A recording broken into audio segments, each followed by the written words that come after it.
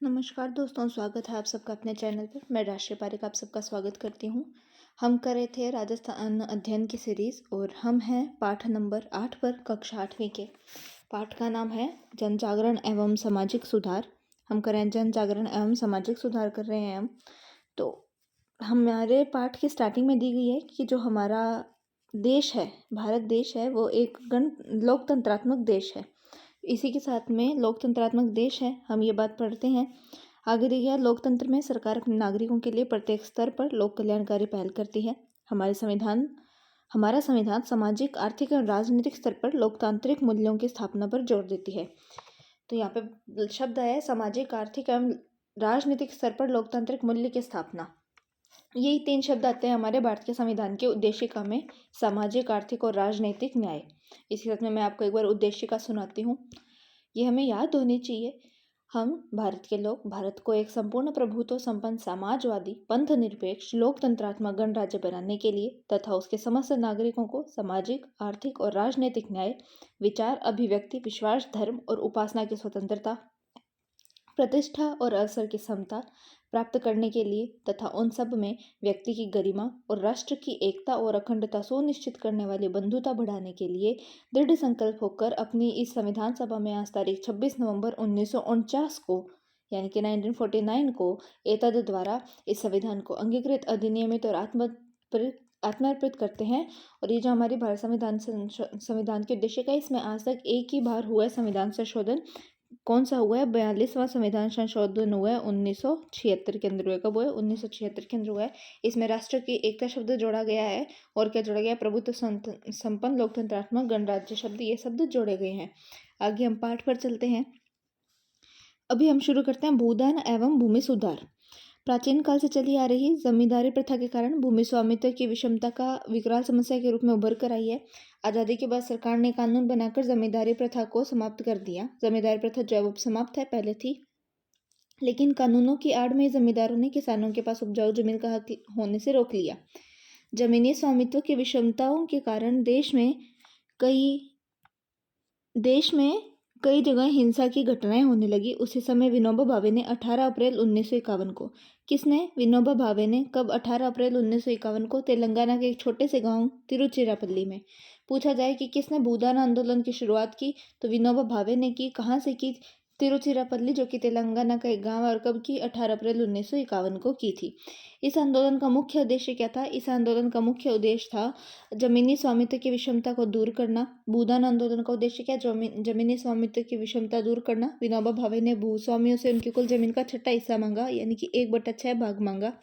और जितने भी जनता से समर्थन मिला विनोबा भावे को इस भूदान आंदोलन में, और जितने भी भारत के पास में इस भूदान आंदोलन के थ्रू जो जमीन इकट्ठी हुई थी, उसका 1/3 भाग दान देने का फैसला किया। किन्हें देने का फैसला किया? किन के लिए उपयोग लेने का फैसला किया? वंचित वर्ग और आदिवासी भूमि विहीनों में बांटने का फैसला लिया। विनोबा भावे की अपील पर राजस्थान के नागौर जिले में, कहा? नागौर जिले में भूदान प्रारंभ किया। पूछा जाए राजस्थान में कहाँ शुरू किया गया विनोबा भावे के प्रभाव से, तो नागौर में किया गया। और राजस्थान सरकार ने ग्राम दान अधिनियम शुरू किया। कब? 1971 को। आज़ादी के समय राजस्थान की 75% जनसंख्या कृषि पर आधारित थी। कितनी? 75%। वर्तमान में अगर ऐसा बोला जाए तो 3/4। वर्तमान में विभिन्न नई औद्योगिक व आर्थिक शक्तियों के उदय व विकास के कारण राज्य की भूमि व कृषि पर निर्भरता कम हुई है। फिर भी कृषि, भूमि व किसान राज्य की प्राथमिकता में सर्वोपरि हैं। राज्य सरकार ने भूमि विवादों को फंसी जनता को सस्ता, शीघ्र व सुलभ न्याय दिलाने के लिए राजस्व मंडल की स्थापना की है। राज्य सरकार ने राजस्थान काश्तकारी अधिनियम, पूछा जाए राजस्थान काश्तकारी अधिनियम 1955 था और 55 है, और ऊपर ग्रामदान अधिनियम आया था, वो क्या था? 1971 था। राजस्थान भू राजस्व अधिनियम 1956।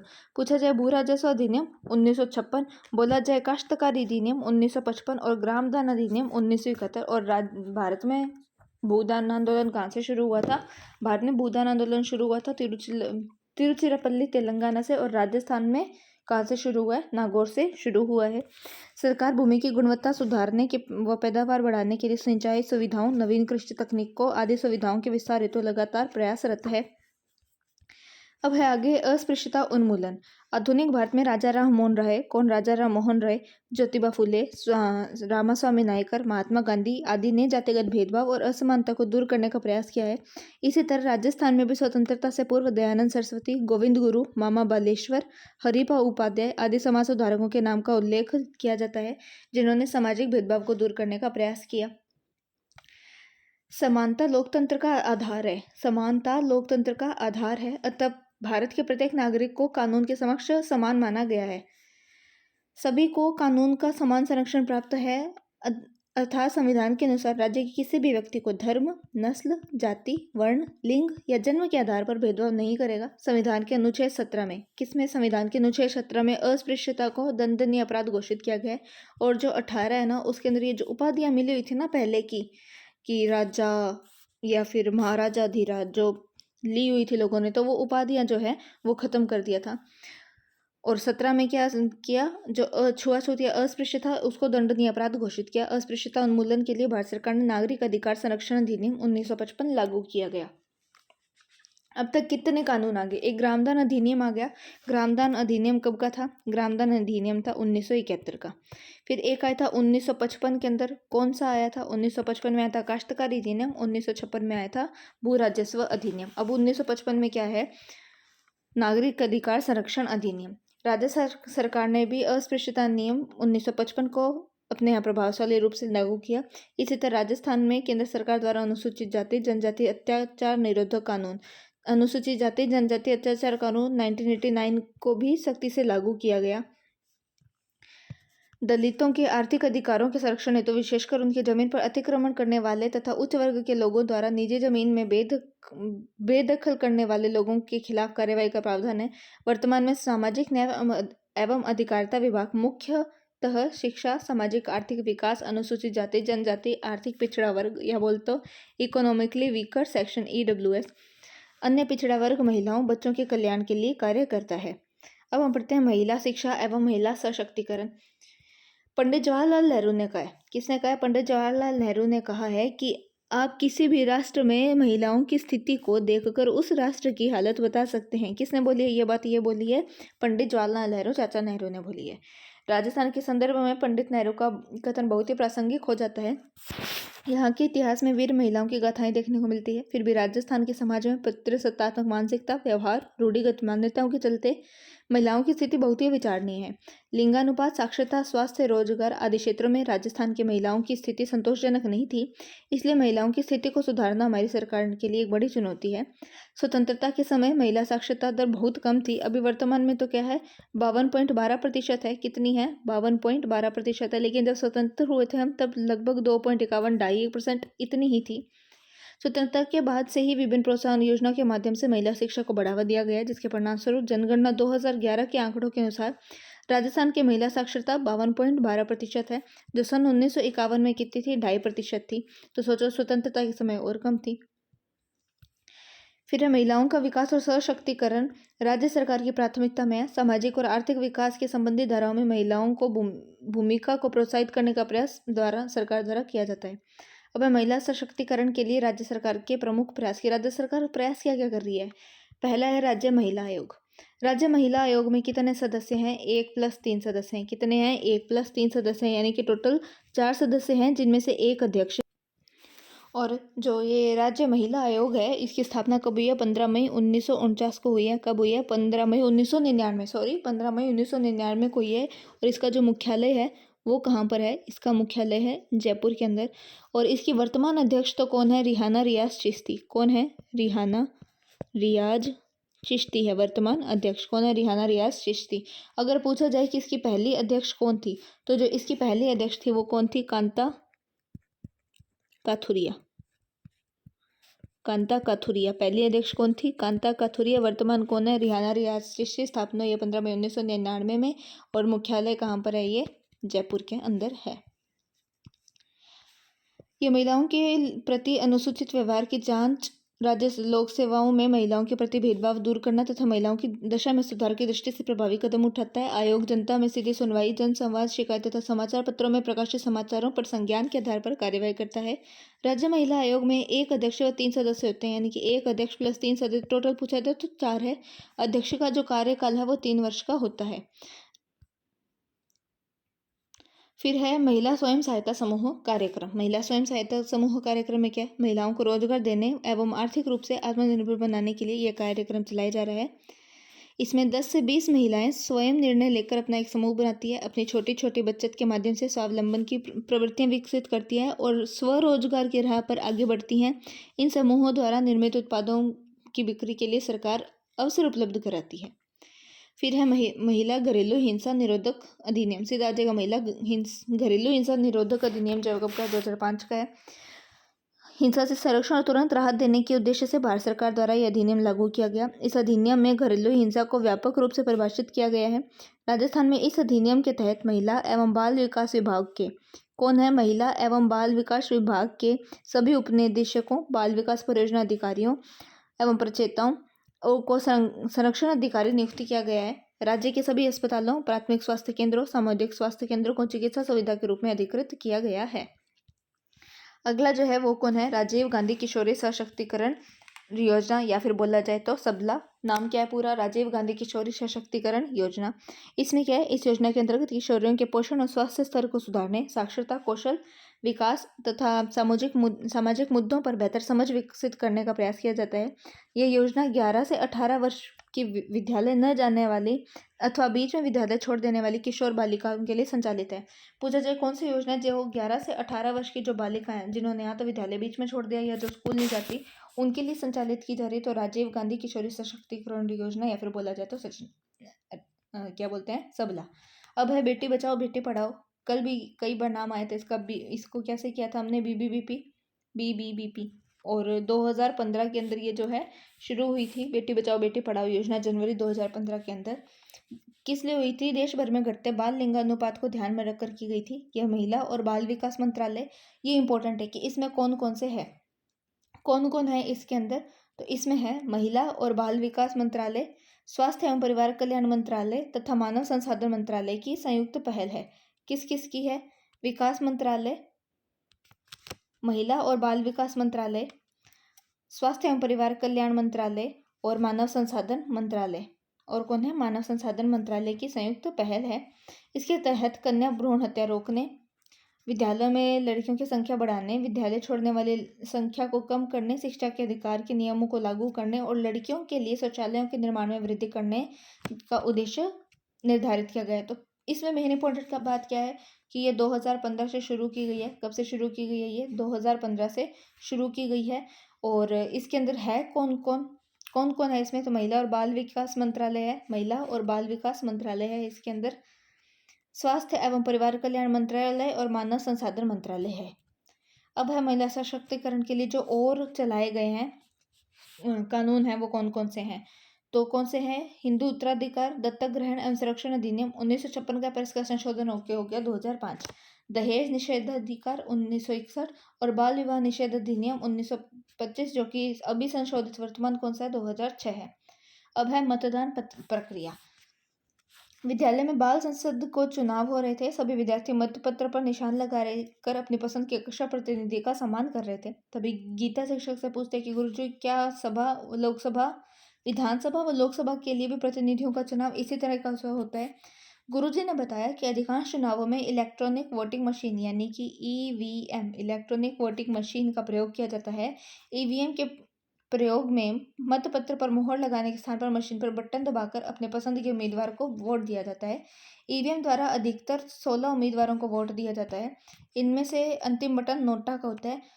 मैंने एक वीडियो बनाई थी विधानमंडल विधानसभा के प्रश्न पर, 100 से ज़्यादा प्रश्न थे। उसमें मैंने आपको बताया था कि नोटा का सर्वप्रथम प्रयोग कौन से विधानसभा चुनाव में किया गया, कि जो नोटा है उसका सर्वप्रथम प्रयोग जो है वो कौन से संविधान सभा चुनाव में किया गया, या पूछा जाए। और एक प्रश्न था कि नोटा का जो प्रयोग है नहीं, मैंने पूछा था कि ईवीएम का प्रयोग सर्वप्रथम कौन से संविधान सभा चुनाव में किया गया, नोटा का कब किया गया, और सभी विधानसभा जो क्षेत्र है वहाँ पे ईवीएम का प्रयोग कब किया गया। तो जो सर्वप्रथम प्रयोग किया गया था वो ईवीएम का 11वीं में था। जो सभी जगह पर किया गया था ईवीएम का प्रयोग वो 12वीं था, और जो नोटा का प्रयोग है वो 14वीं विधानसभा में किया गया था। इसमें जो क्या है, हम 16 उम्मीदवारों को वोट दे सकते हैं एक साथ में, और अंतिम बटन नोटा का होता है। इस प्रक्रिया में मतदान केंद्रों का निर्धारण, मतदाता सूची का प्रकाशन, उम्मीदवारों की सूची व ईवीएम को चुनाव हेतु तैयार करना शामिल है। अब इसके अंदर हमें नोटा के बारे में क्या बताया गया है कि चुनाव में खड़े उम्मीदवारों में से किसी भी उम्मीदवार को अगर मतदाता उपयुक्त नहीं मानता है तो वह अंतिम नोटा यानी कि none of the above, NOTA लिखा हुआ था ना, NOTA, तो N मतलब नन, O से of, T the, A above, उपयुक्त में से कोई भी नहीं, ये होता है नोटा का मतलब। बटन दबाकर अपना मत सुनिश्चित कर लेता है। प्रत्येक मतदान केंद्र के लिए जिला निर्वाचन अधिकारी यानी कि कलेक्टर द्वारा एक मतदान दल का गठन किया जाता है। पूछा जाए कि मतदान केंद्र के लिए मतदान दल का गठन कौन करता है, तो बोला जाए तो जिला निर्वाचन अधिकारी या कलेक्टर करता है। मतदान दल में एक पीठासीन अधिकारी व अन्य मतदान अधिकारी होते हैं। मतदान केंद्र में प्रवेश करते मतदाता के नाम का सूची से मिलान किया जाता है। उसके बाद मतदाता के बाएं हाथ में, यानी कि जो लेफ्ट हैंड होता है उसमें क्या करते हैं, बाएं हाथ के अंदर, बाएं हाथ की तर्जनी उंगली है जो फर्स्ट फिंगर होती है ना, ये अगर अपना हाथ है तो ये जो फर्स्ट फिंगर है इस पे क्या करते हैं, वो इंक लगाते हैं, अमृत शाही लगाई जाती है। मतदाता रजिस्टर में उसके हस्ताक्षर करने के बाद मतदाता ईवीएम मशीन पर वोट डालने के लिए मतदाता केबिन में प्रवेश करते हैं। वहां वह ईवीएम को बटन दबाकर गुप्त रूप से अपना वोट डालता है। इस प्रकार मतदान प्रक्रिया पूर्ण होती है। आजकल ईवीएम के साथ साथ वीवीपैट को बोलते हैं, VVPAT, voter verifiable paper audit trial है। इसका अर्थ कि ईवीएम के साथ में वीवीपैट भी लगाया गया है, जिसके ऊपर क्या होता है 7 सेकंड के लिए, कि ये वेरीफाई करता है कि मान लो कि अगर आपने कोई भी चुनाव चिन्ह है, मान लो कुकर चुनाव चिन्ह है, आपने उस पर टिक किया है, तो ये जो वीवीपैट है इस पर 7 सेकंड के लिए आपको एक पर्ची दिखाई देगी, और 7 सेकंड बाद में वो दिखनी बंद हो जाएगी। 7 सेकंड में आपको दिख जाएगा कि आपने जो वोट किया उसे ही वोट गया है। संबंधित रिटर्निंग अधिकारी को अपने सम्मुख उम्मीदवार या उसके प्रतिनिधि की उपस्थिति में ईवीएम के मतों की गणना करवाता है और परिणाम की घोषणा करता है। अभी हम यहाँ जानते हैं वीवीपैट के बारे में। ये जो मशीन है ये ईवीएम है, और ये जो मशीन है ये वीवीपैट है। यहाँ पे वीवीपैट दिख भी रहा होगा। वीवीपैट का पूरा नाम जो है voter verifiable paper audit trial है। ये एक प्रिंटर युक्ति है। इसको ईवीएम की बैलेट यूनिट व कंट्रोल यूनिट से जोड़ा जाता है। मतदान होते ही प्रिंटर द्वारा बैलेट पर्ची प्रिंट होती है, जिस पर उम्मीदवार का क्रमांक, नाम व चुनाव चिन्ह अंकित होता है कि नाम क्या है, उसका चुनाव चिन्ह कौन सा है और क्रमांक कौन सा है। ये पर्ची 7 सेकंड के लिए पारदर्शी बॉक्स में मतदाता भी दिखाई देती है। ये जो जगह है यहाँ दिखाई देती है, कहाँ दिखती है, इस जगह पर दिखती है। इसके बाद पर्ची प्रिंटर बॉक्स में चली जाती है। बीप की आवाज़ भी सुनाई देती है। इस प्रकार मतदान की प्रक्रिया पूर्ण होती है। इससे मतदाता यह जान सकता है कि उसने जिसे वोट दिया है उसे वोट मिला है या नहीं। इसके उपयोग से निर्वाचन प्रक्रिया में निष्पक्षता व विश्वसनीयता बढ़ती है। मतगणना में विवाद की स्थिति में इन पर्चियों की सहायता ली जा सकती है कि भाई मान लो विवाद हो गया कि भाई नहीं तो अब ये काउंटिंग गलत हुई है, तो इन पर्चियों की सहायता से वापस काउंट किया जा सकता है।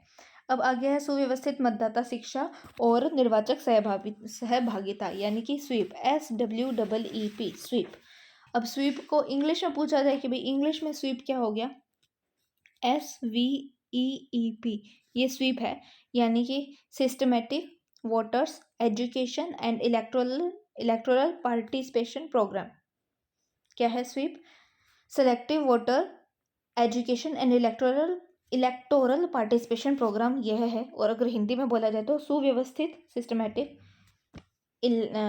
वोटर मतदाता, एजुकेशन यानी कि शिक्षा, निर्वाचक यानी कि इलेक्टोरल सहभागिता यानी कि पार्टिसिपेशन प्रोग्राम है।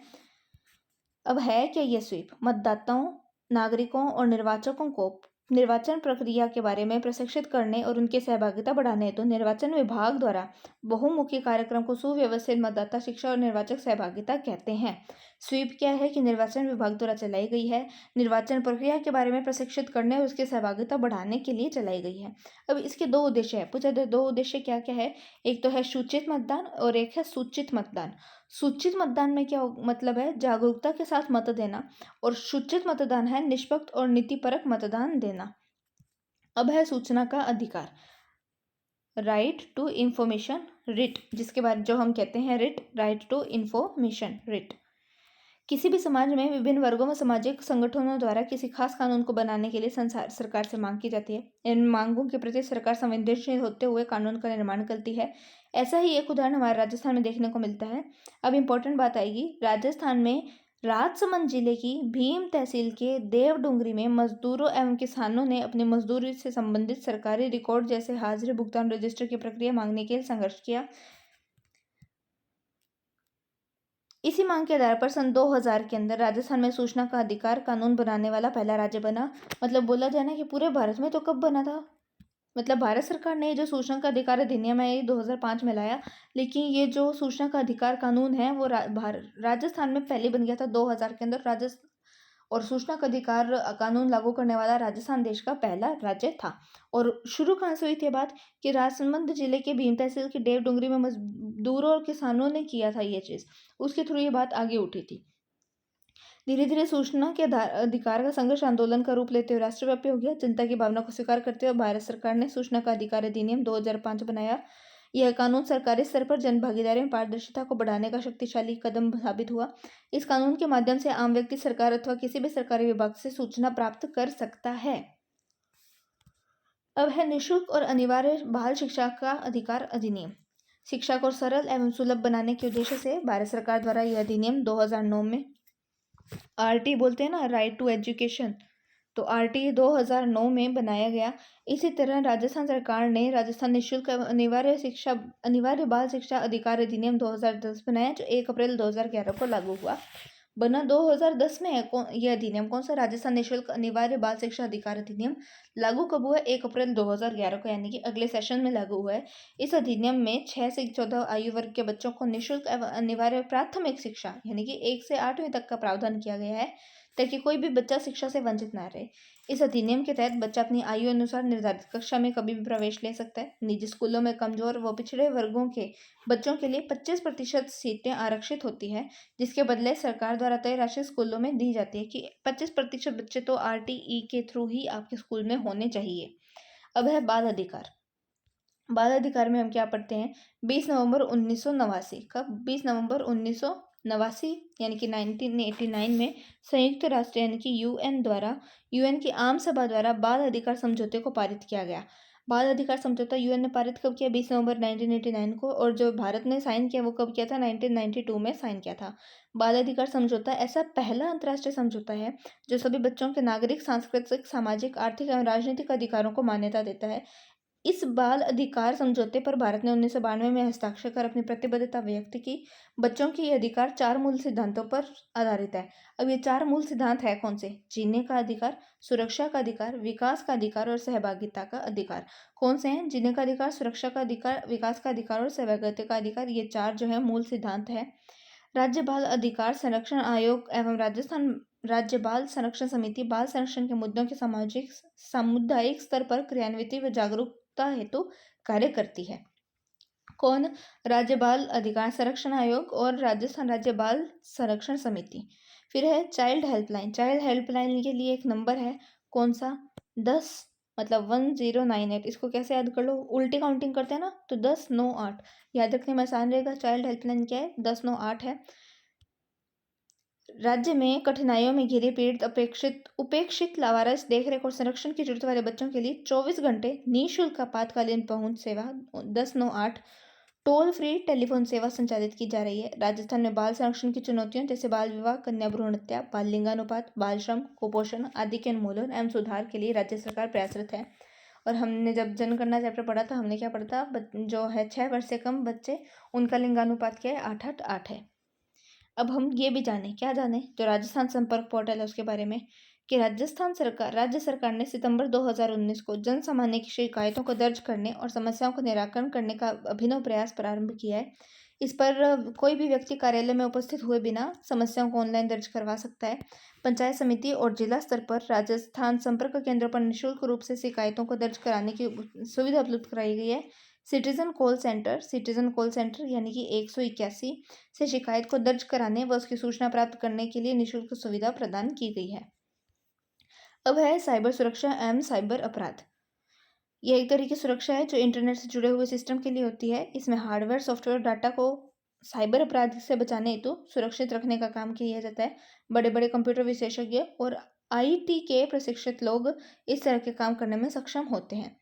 अब साइबर सुरक्षा हमलों के प्रकार हैं, जैसे कि हम नाम सुनते हैं रैनसमवेयर या मालवेयर या साइबर धोखाधड़ी या फिर online fraud, cheating, fishing, spoofing, ये जो नाम सुनते हैं हम इनके बारे में जानेंगे। बदलती तकनीक के कारण हमारी सुरक्षा हमारे लिए काफ़ी चुनौती भरा काम हो गया। साइबर धमकियों अपराधियों से बचने के लिए हमें ज़रूरी है कि हमें पता हो कि ये क्या है। पहला है रैनसमवेयर। ये इस तरह का वायरस है, ये क्या है, एक वायरस है जो अपराधी द्वारा लोगों के कंप्यूटर और सिस्टम में उनकी फाइलों को नुकसान पहुंचाता है। उसके बाद अपराधी कंप्यूटर सिस्टम के मालिक से राशि वसूलता है, तब उस सिस्टम को छोड़ता है। दूसरा है मालवेयर। रैनसमवेयर तो क्या है, वायरस है। और मालवेयर क्या है, कंप्यूटर की किसी भी फाइल या फिर प्रोग्राम को नुकसान पहुंचाता है, जिससे कंप्यूटर वायरस, वोम या ट्रोजन आदि है। फिर है साइबर धोखाधड़ी यानी कि ऑनलाइन फ्रॉड या चीटिंग। वार्तालाप के माध्यम से चालाकी से लोगों को जाल में फंसाया जाता है ताकि उनसे निजी डाटा, पासवर्ड आदि की जानकारी ली जा सके। फिशिंग या स्पूफिंग के उदाहरण है, हम सुनते हैं ना कि फ़ोन पे ओटीपी मांगी और बैंक अकाउंट खाली हो गया, तो वो ऑनलाइन फ्रॉड या चीटिंग में आ जाता है। फिर है फिशिंग। फिशिंग का अर्थ क्या है, अब ये वो फिशिंग नहीं है कि अपने मछलियाँ पकड़ रहे, नहीं, ये एक तरह की ठगी का तरीका है जिसमें लोगों को प्रतिष्ठित या विश्वस्त संसाधनों के नाम से फर्जी ईमेल भेजते हैं। इस तरह से मेल का उद्देश्य जरूरी डाटा को चुराना, जैसे क्रेडिट कार्ड या नेट बैंकिंग की जानकारी है। अगला है स्पूफिंग। इसमें ठगी करने वाला व्यक्ति किसी वैध व्यवसाय, पड़ोसी या विश्वस्त होने के बहाने से किसी अन्य की पहचान का व्यक्ति जानकारी प्राप्त करने का प्रयास करता है। कि आजकल ऐसा चल रहा है ना कि भाई कोई भी झूठा अकाउंट बना रहा है या कोई किसी का व्हाट्सएप हैक करके उस नंबर से किसी और का मैसेज कर देता है कि मुझे रुपए चाहिए, वो रुपए दो, और वो जाता किसके पास में है, जो वो स्पूफर है, जो वो स्पूफिंग करने वाला आदमी है, उसके पास जाते हैं। फिर अब साइबर सुरक्षा के उपाय क्या हैं? ओ, एक सेकेंड। साइबर सुरक्षा के उपाय। साइबर सुरक्षा के उपाय है क्या? साइबर सुरक्षा के लिए अपने पासवर्ड या एटीएम पिन को गोपनीय रखें एवं समय समय पर बदलते रहें। अपने कंप्यूटर और लैपटॉप में नवीनतम एंटीवायरस सॉफ्टवेयर का उपयोग करें। किसी को भी फ़ोन या ईमेल पर व्यक्तिगत जानकारी न देवें। एटीएम व बैंक खातों से संबंधित धोखाधड़ी की सूचना तत्काल संबंधित बैंक को देवें। साइबर अपराध की स्थिति में नागरिक national cyber crime reporting portal पर ऑनलाइन शिकायत दर्ज करावे, यानी कि NCCRP, national cyber crime reporting portal पर शिकायत दर्ज करावें। वर्तमान समय में इस राज्य के विकास के लिए ऐसे प्रकार के राजकीय प्रयासों की पहल की जा रही है जिसके फलस्वरूप महिलाओं की स्थिति में सुधार हो रहा है। महिला सशक्तिकरण के लिए अनेक कार्यक्रम चलाए जा रहे हैं। प्रत्येक नागरिक को अपने एहसास दिलाने के लिए उसका मत देश के लिए महत्वपूर्ण है। स्वीप मतदाता जागरूकता अभियान चलाया गया है। समस्त वर्गों के कार्यों के प्रति जवाबदेह हेतु सूचना का अधिकार, तो बच्चों के लिए निःशुल्क एवं अनिवार्य शिक्षा का कानून बेहतरी के लिए है। वहीं नवीन तकनीक को अपनाने व कार्य की सुगम बनाने के पीछे चल रहे आए साइबर अपराधों को बचने के लिए जागरूकता कार्यक्रम चलाए जा रहे हैं। इस प्रकार कहा जा सकता है कि जन जागरूकता एवं सामाजिक सुधार हेतु किए जाने वाले राजकीय प्रयास ही उस राज्य को प्रगति पथ पर बढ़ाते हैं। अब हम पढ़ते हैं शब्दावली। पहला है नोटा, यानी कि नन ऑफ द अबव, इनमें से कोई नहीं। फिर है VVPAT, voter verifiable paper audit drive. फिर है SVEEP, systematic voter education and electoral participation. इसके हमने दो उद्देश्य पढ़े थे, एक तो था सूचित और एक था सूचित। एक था सूचित मतदान और एक था सूचित मतदान। तो जो सूचित मतदान था यानी कि जागरूकता के साथ मतदान, और जो सूचित मतदान था वो था निष्पक्ष और नीतिपरक मतदान था। अब है अभ्यास प्रश्न। 2011 की जनगणना के अनुसार राजस्थान की महिला साक्षरता कितनी है? 52.12%। टोटल कितनी है? 66% है, लगभग 66 या 67% है। पुरुषों की कितनी है ये आप मुझे कमेंट में बताइए। 1951 की जनगणना के अनुसार कितनी थी महिलाओं की साक्षरता? तो 1951 के अनुसार कितनी थी? 2.51% थी, 2.51%। अगला प्रश्न है, भूदान आंदोलन के जनक कौन है? विनोबा भावे हैं। और इन्होंने कहाँ से शुरू किया था? तिरुचिरापल्ली एक गांव है तेलंगाना का, वहां से शुरू किया था। इनके कहने पर राजस्थान में कहाँ से शुरू हुआ था? नागौर से शुरू हुआ था। 1/6 भूमि ले रहे थे ये, और जितनी भी भूमि इकट्ठी हुई थी उसका 1/3 भाग दे रहे थे जो वंचित वर्ग या जो आदिवासी थे, आदिवासी जो भूमिहीन थे होने थे। और विनोबा भावे ने शुरू कब किया था? 18 अप्रैल 1951 को किया था। कब किया था? 18 अप्रैल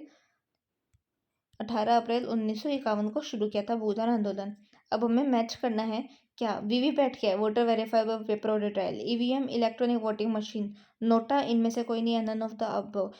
मजदूर किसान शक्ति संगठन, इनके कहने से क्या, इनके कारण क्या होता है, 2000 के अंदर राजस्थान में सूचना का अधिकार आया था, बाल अधिकार समझौता।